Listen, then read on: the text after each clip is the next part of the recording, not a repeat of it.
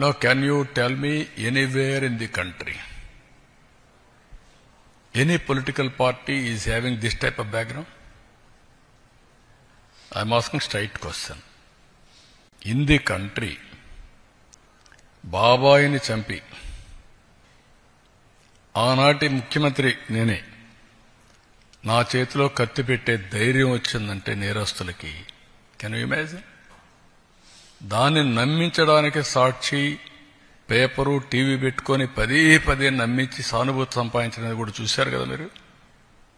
Are they fit in politics? ఏంటి మన తెనాలి? ఎవరు వాడు? Rowdy sheeter. ఎవరు వాడు? గంజాయి బ్యాచ్. మీరు వెళ్తారా? ఎన్ని గుండెలుండాలి మీకు? ప్రజలు మీకు సపోర్ట్ చేయాలన్నా. ఇంకొక పక్క నిన్న పొగాకు. ఏంటి నీ పని? పొగాకుకు నేను చెప్పాను, ఎవరిచ్చారండి? 12,000 రూపాయలు క్వింటాల్కిచ్చి కొనిస్తున్నాం. మా దగ్గర ఎక్స్పర్టైజ్ లేదు, గోడౌన్స్ కూడా లేవు, రైతులు ఇబ్బందుల్లో ఉన్నారు. ఎంతైనా పర్వాలేదు, నష్టం వచ్చినా పర్వాలేదు, కొనాలను కొంటున్నాం. కొంటే మీ బాధ్యత ఏంటి?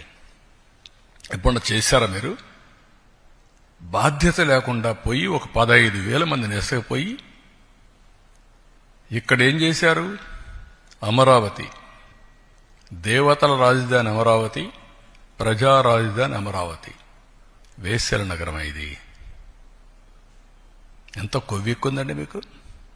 ఇంకా సమర్థించుకుంటారా మీరు? మీరు అడిగిన క్వశ్చన్ చెప్తున్నా, కెన్ యూ ఆన్సర్? ఇలాంటి వాళ్ళని మీరేం చేస్తున్నారు? మీడియా. మీ ఇంట్లో ఆడబిడ్డలు లేరా? మీకు తల్లి లేదా?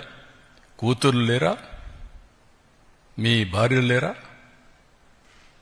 What are you talking? మనకు బ్లడ్ బాయిలింగ్ కాలేదా? ఇలాంటి వాళ్ళు నిన్న దాన్ని డైవర్ట్ చేయడానికి పోయి గొడవ చేస్తారా మీరు? ఈ ఇష్యూను డైవర్ట్ చేయాలా? దీనికి ఏం చేయాలి? ఒక చిన్న గీత ఉంటే ఇంకో పెద్ద గీత గీయాలి. అంటే పోయి 15,000 మందిని పెట్టుకొని రౌడీజం చేస్తారా? అంటే మీ ఉద్దేశం ఏంటి? నేరస్తులు రాజకీయ ముసుగులో చేస్తున్నారు కాబట్టి మాట్లాడితే రాజకీయ నాయకులపైన యాక్షన్ ఎవరి మీద తీసుకోవాలి? రాష్ట్రానికి లా అండ్ ఆర్డర్ ఎవరు క్రియేట్ చేసినా బీ కేర్ఫుల్. హెచ్చరిస్తున్నా. నేనెప్పుడు భయపడలా. తీవ్రవాదులపైన పోరాడినప్పుడు కానీ, ముఠా నాయకులపైన పోరాడినప్పుడు కానీ, కమ్యూనల్ వైలెన్స్ని అణిచివేసినప్పుడు కానీ ఒకటే ధ్యేయం, public safety. Public safety, no compromise. ఈ విషయం గుర్తుపెట్టుకోవాల్సిందిగా ప్రతి ఒక్కరిని హెచ్చరిస్తున్నా. గట్టిగా కూడా చెప్తున్నా. ఎన్నోసార్లు చెప్పా, చేసి చూపిస్తా.